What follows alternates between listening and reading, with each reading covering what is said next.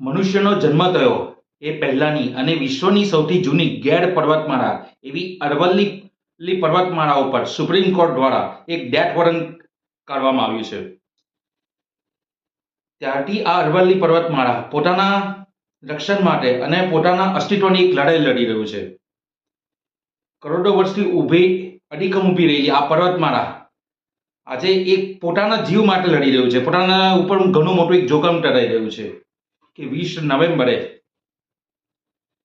CGI જે આપણા chief justice of India B R Gavai છે, પછી જસ્ટિસ વિનોદ ચંદ્ર છે અને ત્રીજા છે જસ્ટિસ એન.વી. અંજારિયાની બેચ દ્વારા એક ચુકાદો આપવામાં આવ્યો છે. અને આ ચુકાદો આપવામાં આવ્યો છે એમાં એક નવી જે પર્વતમાળા છે અરવલ્લી પર્વતમાળા એની ડેફિનેશન આપી છે. અને આ ડેફિનેશનમાં એક એવું કીધું છે કે issue related to the definition of the Aravalli hills and range પર આ ચુકાદો છે મેઇન. હવે નવી વ્યાખ્યામાં એવું કીધું છે કે 100 મીટરથી વધુ જે અરવલ્લીનો પાર્ટ ગણાય એને જ અરવલ્લીનો પર્વતમાળા ગણાશે. બાકીની 100 મીટરથી ઓછી ઊંચાઈની જેટલી પણ પર્વતમાળા છે ને એ અરવલ્લીનો પાર્ટ ગણાશે નહીં. ત્યારે હવે જોવામાં આવે છે કે જેટલો પણ આ અરવલ્લીની પર્વતમાળા છે એનો 8.8 થી 7% ભાગ જેટલો જે આ 100 મીટરથી વધુ ઊંચાઈ જે ધરાવે છે ને એટલો જ છે. બાકીનો 90% ભાગ 100 મીટરથી ઓછી ઊંચાઈ ધરાવે છે. એટલે શું થયું ખબર પડી? આને સુપ્રીમ કોર્ટ કેમ આ પ્રકારનો ચુકાદો આપ્યો છે એના પર બહુ ખરેખર એના પર એકવાર મનન કરવું જરૂરી છે. હવે આ જો આ પ્રકારનો જો ચુકાદો આવ્યો છે તો એની પાસે શું છે કે જે જમીન ભૂમાફિયાઓ છે, જે જમીન ખનનવાળા છે, એ લોકોને એક મોકળો માર્ગ મળી ગયો છે જમીનને લૂંટવાનો. જમીનનું રક્ષણ નહીં થશે. આપણા જે પર્યાવરણ ઉપર પણ ઘણું મોટું આ સંકટ આવવાનું છે.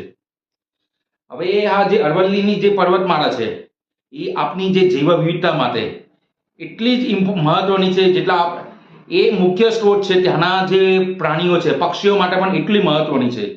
બીજું કે જે આપનું ઠારનું રન છે, જે ઠારનું રન છે અને ધૂળ છે એ ઉત્તર ભારતમાં જતું પણ આ અટકાવી રહ્યું છે આપણી અરવલ્લી પર્વતમાળા. એની અંદર એનો મહત્વનો ભાગ ભજવે છે. બીજું છે કે જે અરવલ્લી પર્વતમાળા છે ને એ ઘણું પાણી પણ પ્રોવાઈડ કરે છે, ભૂગર્ભ જળ પણ પ્રોવાઈડ કરે છે ત્યાંના આજુબાજુના લોકોને. ઘણા પ્રાણીઓ, પક્ષીઓ માટેનો એક ત્યાં આગળ એક આશરો આપે છે આ જગ્યા.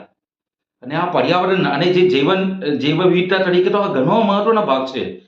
જો આપણે મનુષ્ય જાત આ પ્રમાણેના જે કુદરતી જે નિવસન તંત્રો છે એને આ પ્રમાણે પોતાના લોભ લાલચ માટે જો આપણા કુદરતી નિવસન તંત્રોનો આવી રીતે અડીખમ જે જૂની પર્વતમાળા છે શોષણ કરતો રહેશે તો પર્યાવરણનું અસ્તિત્વ જળવાય હશે નહીં.